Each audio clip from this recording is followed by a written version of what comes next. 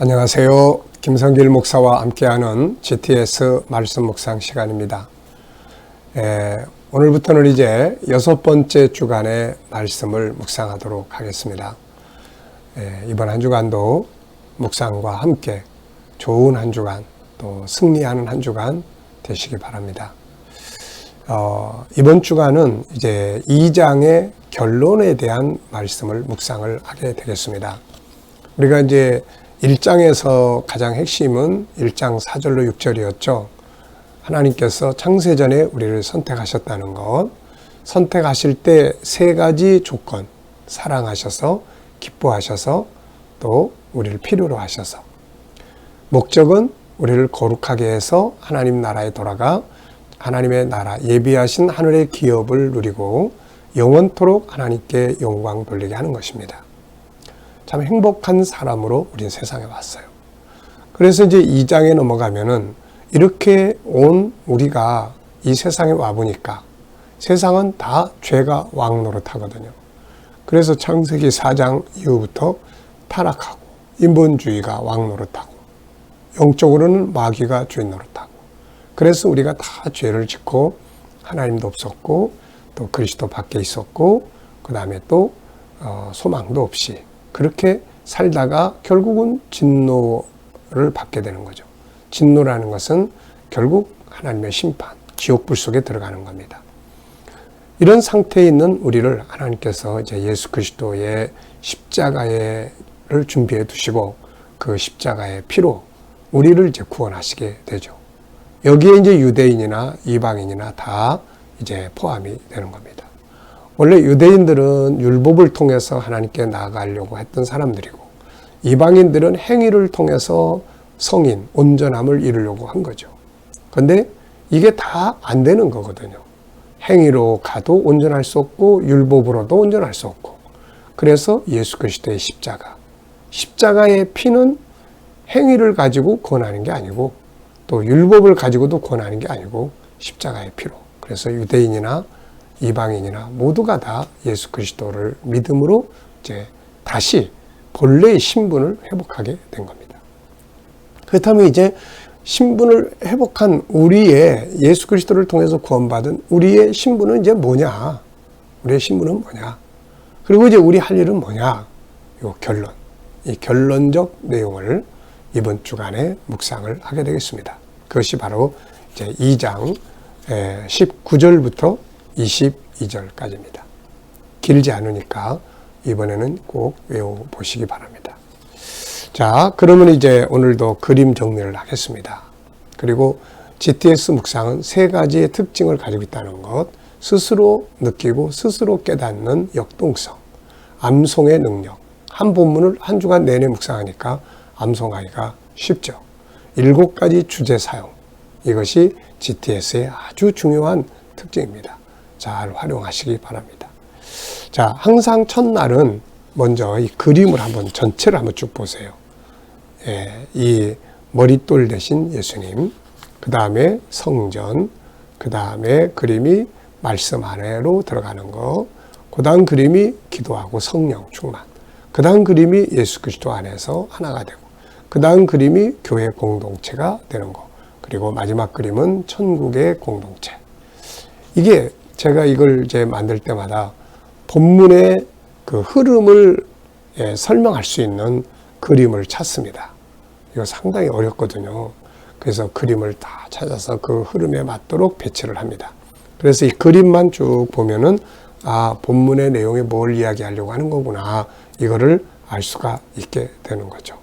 그리고 또 맨 마지막 페이지에 있는 거, 본문에 대한 요약 정리해 놓은 거, 요거를 쭉 읽어보시면은 본문을 이해하는 데 도움이 될 수가 있습니다. 자, 그러면 오늘도 먼저 첫째 날 그림과 함께 나누겠습니다. 제목은 전체 생각 속의 그리기예요. 오늘의 첫째 날은 뭘 하더라도 전체를 생각 속에다가 그려보는 거예요. 시작부터 끝까지. 자, 본문 내용도 마찬가지예요. 오늘 시작 부분과 끝까지를 다 기억해 보는 겁니다. 자, 먼저 제목을 정해보죠. 저는 여기서 2가지 제목을 정했어요. 하나는 그 모퉁이돌, 건물 질 때 머릿돌이라고 하죠. 그 머릿돌을 다 이렇게 세웁니다. 그래가지고 이 건물을 언제 뭐 어떤 목적을 가지고 누가 이렇게 지었다 하는 이런 거죠. 이게 바로 이제 예수님이에요. 여기에 중심으로 해서 건물이 만들어지는 거예요. 그래서 모퉁이 돌이 되신 예수님. 또 하나는 이 그림을 딱 보면서 제 인생과 좀 연관된 내용이에요. 기다리시는 주님. 그래서 기다리시는 예수님, 이렇게 제목을 정해봤어요. 두 가지 제목. 모퉁이 돌이 되신 예수님, 기다리신 예수님. 자, 그 다음에 이제 그 의미를 좀 적어봤는데요. 주님이 중심이 되어야 한다. 예수님이 중심이 딱 돼야 돼요. 신앙은. 뭐 내 생각이나 내 경험이 아니라 또 딴 사람이 아니라 예수님이. 항상 예수님. 그리고 예수님이 빛나야 합니다. 내가 빛나는 게 아니라 예수님 빛나야 되는 거죠. 분석해 보겠습니다. 보이는 것과 보이지 않는 것. 세상의 모든 것은 보이는 것과 보이지 않는 것으로 돼 있어요. 그래서 보이지 않는 것을 항상 찾아내는 훈련을 해야 합니다. 자, 우선 눈에 보이는 것은 예수님, 건물, 벽, 또 그 다음에 머릿돌 대신 십자가, 또 이 건물 바닥, 그리고 이 그림 그린 사람의 사인인 것 같아요, 이게. 그 다음에는 또 이제 보이지 않는 부분들이 있죠. 우선은 예수님의 마음, 그리고 여기 예수님, 왜 여기 계실까? 그리고 이 건물 안에는 누가 있는 것일까? 네, 이런 내용들을 적어봤습니다. 세 번째는 그림에서 가장 중요한 것은 뭔가요? 예수님이 중심이 되어야 한다 하는 것입니다. 자, 연상법 훈련입니다. 이 그림을 보고 떠오르는 성경이나 사람이나 장소나 사건이나 이런 걸 적어보는 거예요. 생각하는 훈련입니다. 저는 에베소서 1장 교회의 머리 대신 예수님. 교회의 머리는 예수님입니다. 또 2장 오늘 본문의 20절에 모퉁이돌, 머릿돌, 모퉁이돌이 예수님입니다. 중심부예요. 그리고 이제 기다리시는 예수님을 제가 아까 말씀드렸잖아요. 제가 살아오면서 뭐라 그럴까요?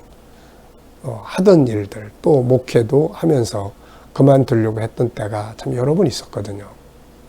너무 힘들어서 또 어떤 갈등 때문에 또 그래서 그만두려고 했던 때가 참 여러 번 있었는데 그때마다 그만두는 게 아니라 다시 세움을 받았어요. 나 그만둬야 되겠다.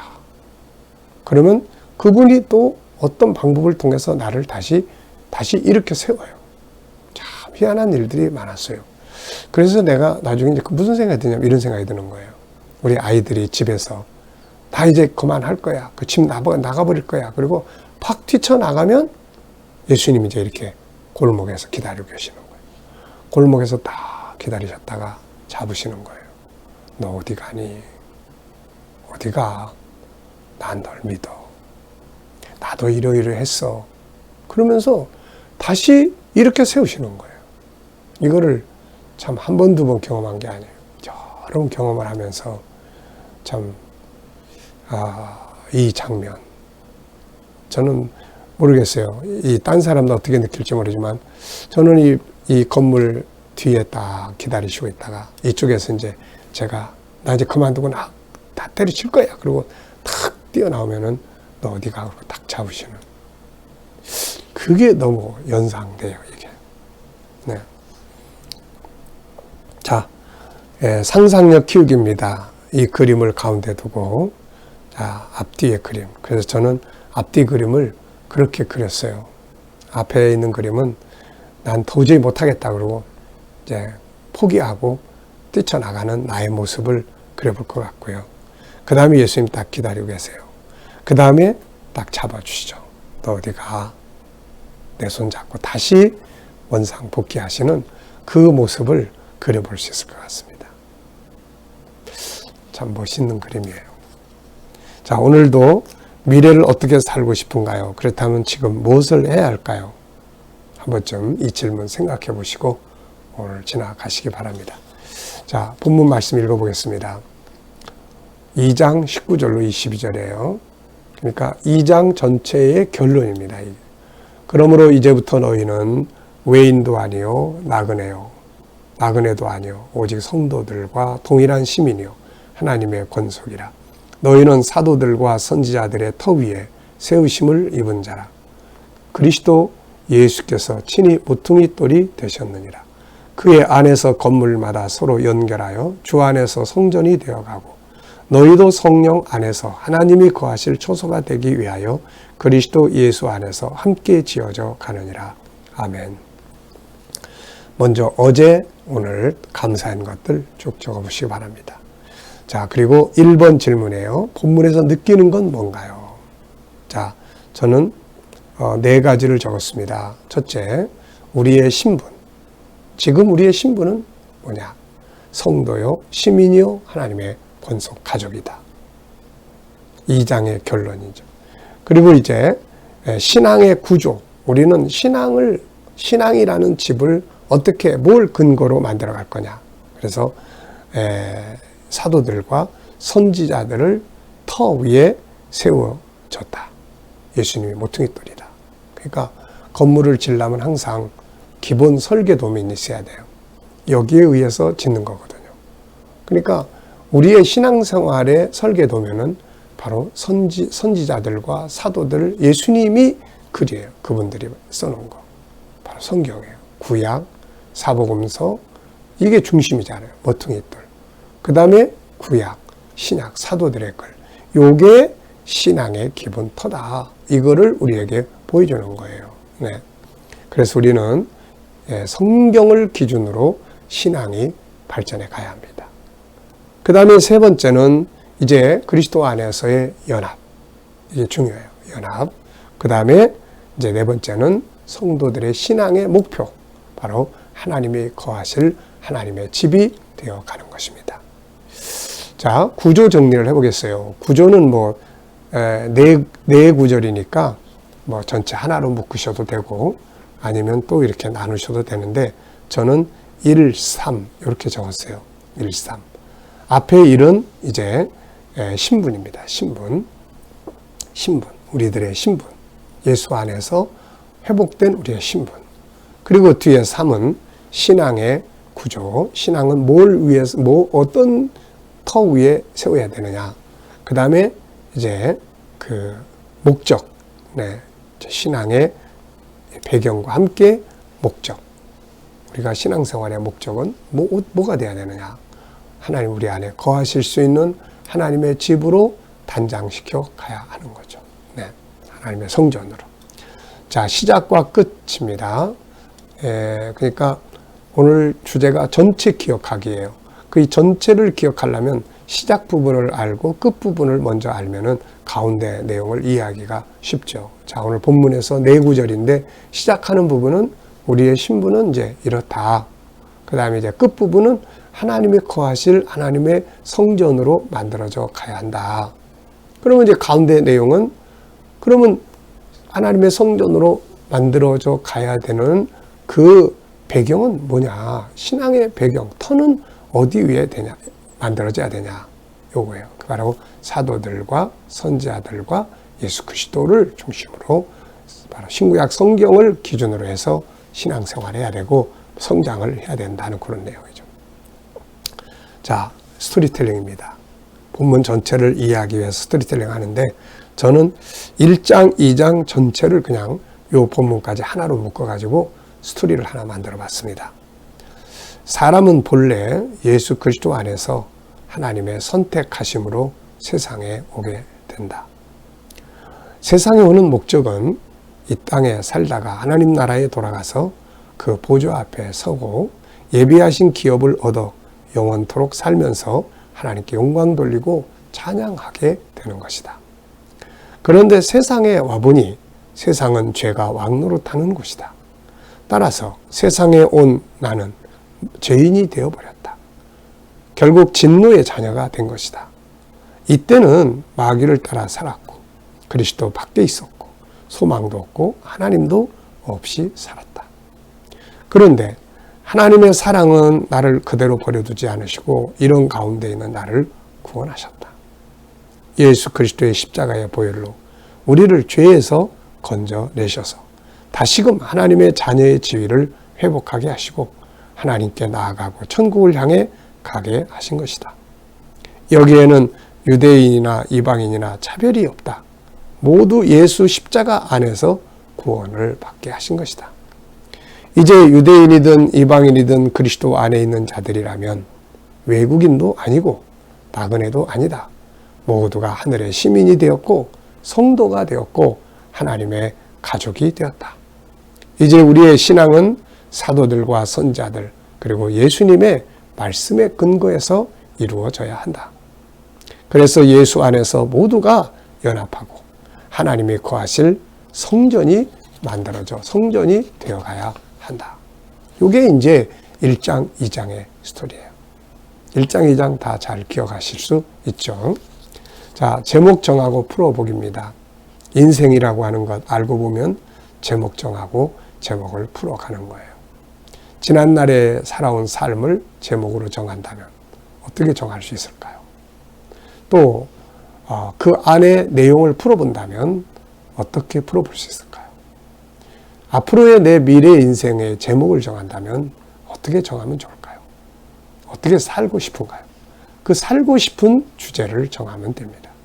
그리고 그 주제를 이루기 위해서 어떻게 살아야 되는지 한번 쭉 풀어서 계획을 만들어 보면 되는 것이죠. 자, 저는 몇 가지 제목을 이렇게 정했습니다. 구원받은 성도의 신분과 사명, 신앙의 터와 모퉁이 돌, 신앙의 목표, 하나님이 거하시는 성전 이렇게 적었어요. 질문 만들어 보기입니다.